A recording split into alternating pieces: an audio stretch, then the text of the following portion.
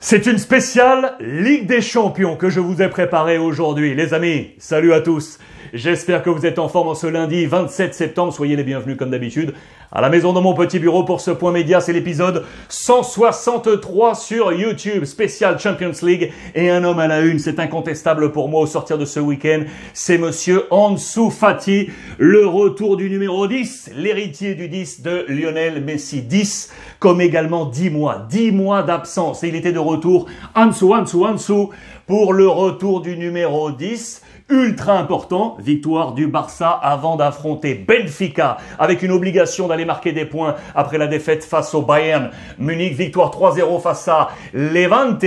Le retour du 10, 322 jours d'absence, 4 opérations au niveau du ménisque, un véritable calvaire. Il était de retour, il est entré en jeu et il a marqué les amis. Pour cette victoire 3-0 qui sauve provisoirement la tête de Ronald Koeman. Voici quel était son 11 avec un message très fort envoyé à Laporta, le président qui dans son bras de fer lui demande absolument d'utiliser les fruits de la Masia, la formation. Eh bien il a répondu oui, Ronald Koeman. Pourquoi? Regardez, des informations assez fortes et notamment ici au milieu de terrain. Il était dépourvu des Pedri, des Frenkie de Jong ou encore Sergi Roberto pour accompagner Busquets. Il est allé choisir les jeunes, Los Niños. Gavi, c'est un 2004 et l'ami Nico, c'est un 2002. Véritable talent ultra important. Je vous ai mis également Eric Garcia en défense aux côtés de Piqué parce qu'on pouvait attendre Araujo. Il a peut-être été préservé pour le match face à Benfica. Pas de l'anglais qui est entré en fin de match. Pas de Umtiti. Ça, c'est mauvais, ça pour nous, pour les Français. Coutinho titulaire, qui n'a pas profité d'ailleurs de cette nouvelle opportunité. Voici les notes avec les gamins, avec Ansu Fati. La cerise sur le gâteau de cette victoire. J'adore cette photo parce que vous vous en doutez, au moment où il est entré en jeu, applaudissements incroyables de la part du Camp Nou. Il est allé embrasser, saluer le staff médical qu'il a porté depuis 10 mois. Et puis, but inscrit, il est allé voir toute sa famille. Peu importe le protocole, peu importe les règles, il est allé embrasser sa famille parce que 10 mois de calvaire pour un jeune joueur de son âge, revenir ainsi avec ce numéro 10, pas de poids sur les épaules, c'est une réponse admirable et on y reviendra. Voici les notes dont je vous ai parlé. Ansu Fati, logiquement entré en jeu, buteur, a pris un 9 sur 10, MVP. C'est ce que je vous ai dit hier sur le débrief. Allez jeter un coup d'œil sur l'ensemble des plateformes. Débrief du match entre le Barça et Levante. Les autres notes à regarder comme ça rapidement. Les Gavi, eh bien Gavi a pris un 8 sur 10, la jeunesse. Le Nico, il a pris un 7 sur 10, hyper intéressant. Le futur du Barça passe obligatoirement par la Masia. C'est clair et net. Albert Masnou, notre confrère, nous le dit du côté du quotidien Sport. Regardez, le voilà Nico, ce 2002 dont je vous ai parlé. Il confirme qu'il est déjà un joueur du présent. Il faut le faire jouer. C'est un profil un peu à la Busquets. On peut jouer d'ailleurs à deux en mode double pivoté devant la défense. Busquets avec lui. Joueur ultra intéressante que ce Nico González. On va donc jouer face à Benfica. Benfica, les amis, qui caracole en tête du championnat portugais parce que ça marche très très fort avec des intouchables. On pense à Lucas ou encore à Darwin. Jesus a trouvé un trident offensif. Attention à la défense du Barça. Attention les amis. Rafa, Darwin ou encore Yaremchuk. Ça donne une opération but assuré. C'est la formule magique. Demain, ça va être ultra chaud.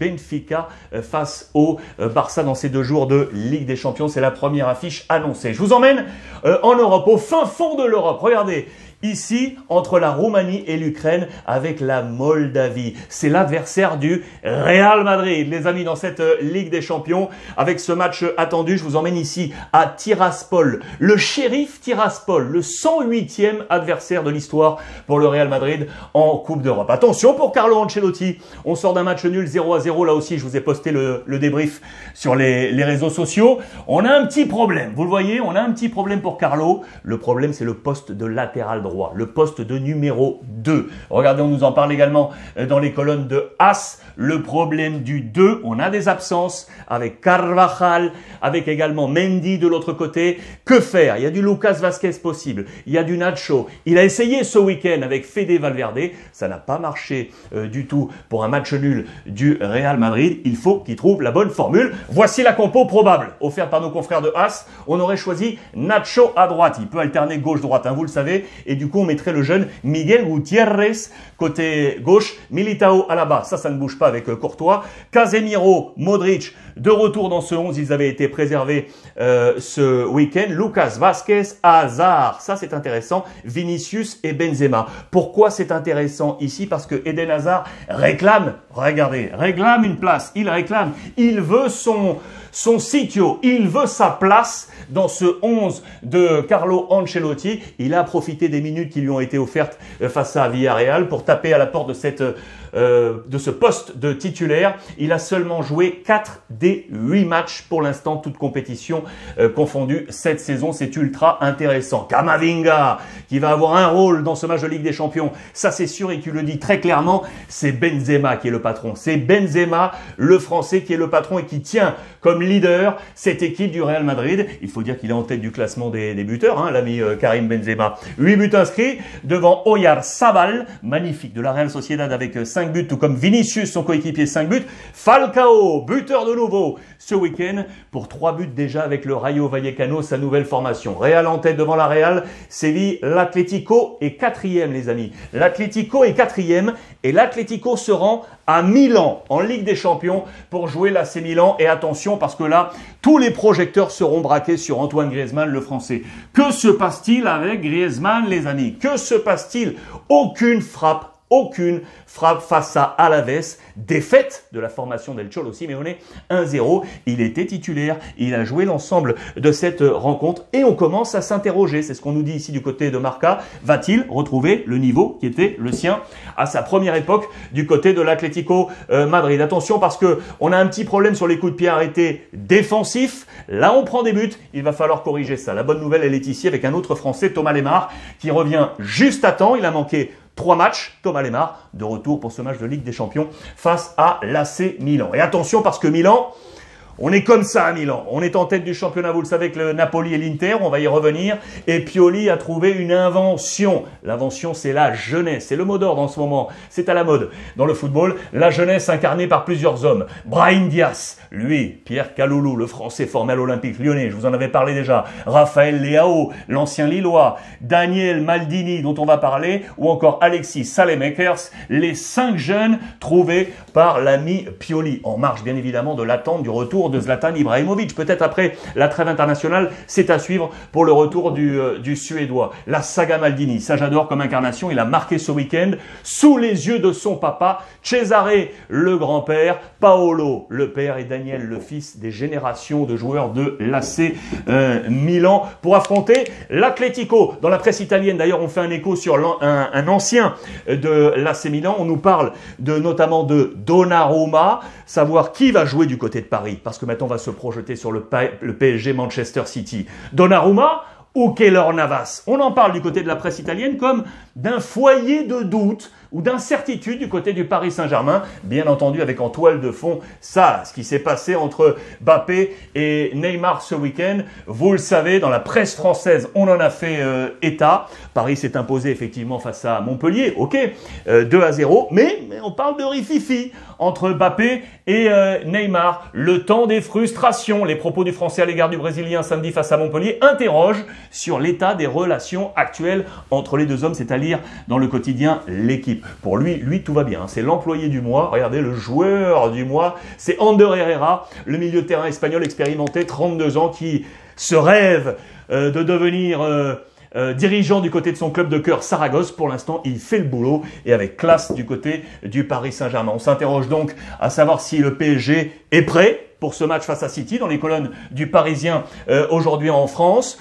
On parle de la constance pendant les 90 minutes notamment, et on s'interroge sur la présence ou non de Lionel Messi. C'est encore incertain, c'est ce qu'on nous dit ici, tout comme Verratti qui lui est sur le retour. Paris est-il prêt pour ce choc verdict dans cette Ligue des Champions face à Manchester City? En marche, on nous parle bien entendu du Parc des Princes que le président Nasser Al-Khelaifi veut voir gonfler, mais les travaux, 6 travaux il y a, seraient entamés qu'après les Jeux Olympiques de 2024. C'est ce qu'on nous apporte ici dans les colonnes de l'équipe concernant ce match entre PSG et City. Les informations côté City d'ailleurs, regardez ça, City qui a réussi un très très bon coup ce week-end. Mais juste avant, parenthèse avec Arsenal qui a fait un gros coup en s'imposant 3-1 face à Tottenham.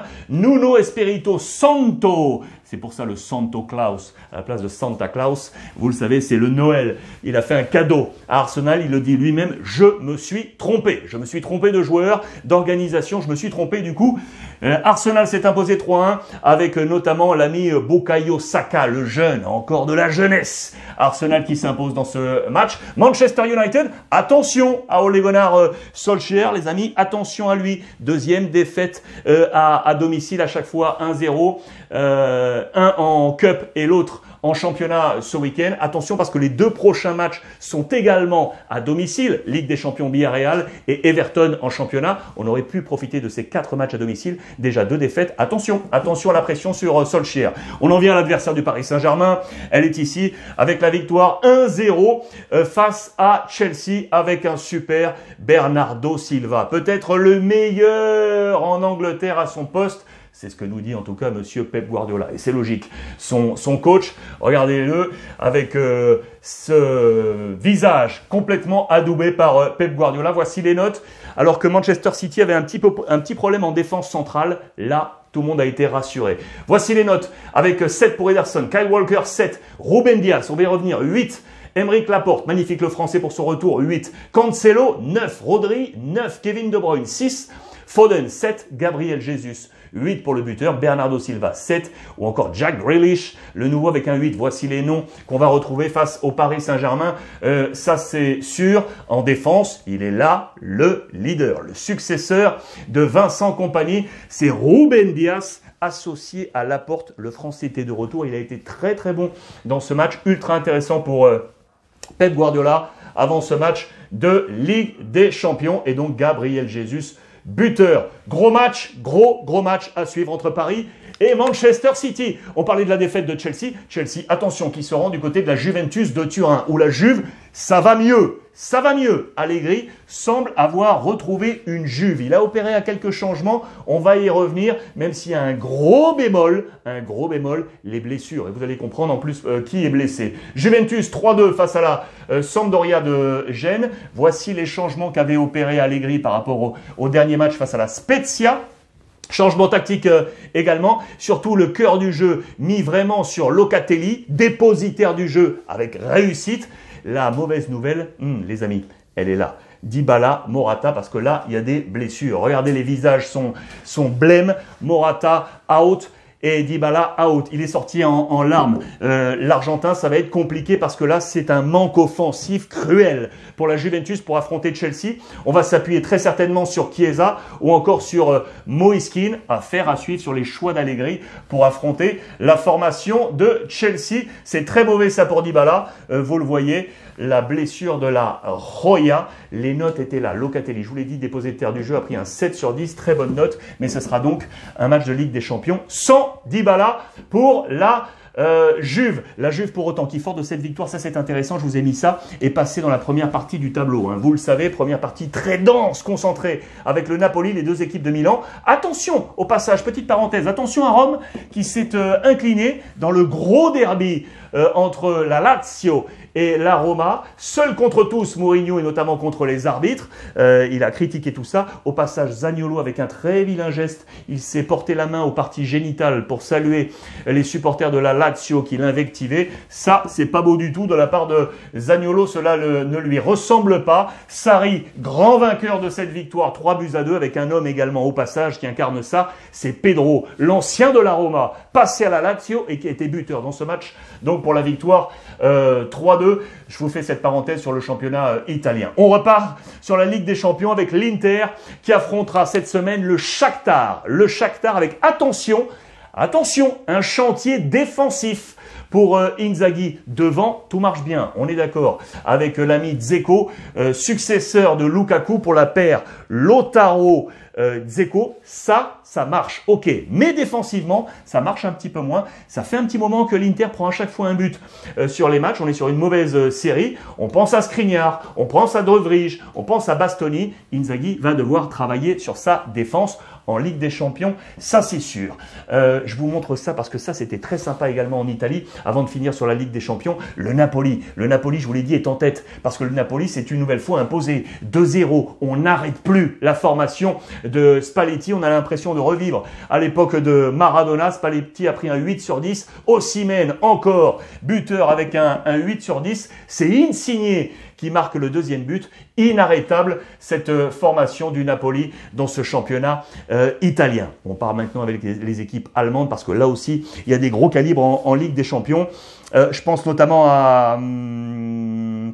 Je pense notamment à le Bayern qui va affronter le Dynamo Kiev. Et je pensais au Bayer Leverkusen. Qui affronte le Bayer Leverkusen? Qui affronte? Je vais y revenir, mais ça va me revenir tout de suite. Le Sporting Portugal. Borussia Sporting Portugal. Voilà. Le Borussia qui s'est incliné ce week-end, c'était sur la pelouse du Borussia Mönchengladbach, 1-0. Il y a un symbole, c'est Mahmoud Daoud qui a été exclu dans ce match. Échec du Borussia Dortmund ce week-end qui lâche un peu de points, qui est 4e. Le Bayern est leader, le Bayern qui sera présent bien entendu dans cette Ligue des Champions face au Dynamo Kiev. Le Bayern qui s'est imposé 3-1 ce week-end. Mais je vous fais une petite parenthèse parce que derrière le Bayern, il y a le Bayer Leverkusen qui s'est imposé ici face à Mayence 1-0 avec, regardez, ça j'adore parce que c'est une nouvelle fois l'incarnation de cette jeunesse triomphante en Europe en ce moment. C'est lui là, Wirtz du Bayer Leverkusen. Voici un nouveau jeune qui marche. On en avait déjà parlé, 18 ans, peut-être le successeur de Kai Havertz. Aujourd'hui 22 ans, ancien du Bayer Leverkusen, vendu à Chelsea pour une somme énorme. Peut-être que le prochain, ce sera lui. Il était dans le 11 de départ. Vous le voyez du côté de nos confrères de Bild pour la victoire du Bayer Leverkusen. La jeunesse est au pouvoir, les amis. C'est par là que je vais d'ailleurs finir cette revue de presse avec le tweet du jour pour saluer, comme je l'ai fait en entamant cette revue de presse, Monsieur Ansu Fati. Regardez le petit tweet lancé par le FC Barcelone avec Ansu Fati et Gavi, la jeunesse du Barça. Regardez-les quand ils étaient tout jeunes. Regardez-les. Made in la Masia, fabriqué à la Masia. Il faut s'appuyer sur cette jeunesse. C'est un formidable message et c'est là-dessus que je voulais qu'on se quitte. 10 mois de calvaire, la route a été longue, mais il est de retour. Ansu Fati, semaine de Ligue des Champions, on va se régaler. On échange sur l'ensemble des réseaux sociaux via le hashtag Ruiz Club et on se suit sur la chaîne YouTube. Les amis, je vous le rappelle, elle est gratuite. Allez, on y va. Profitez des vôtres.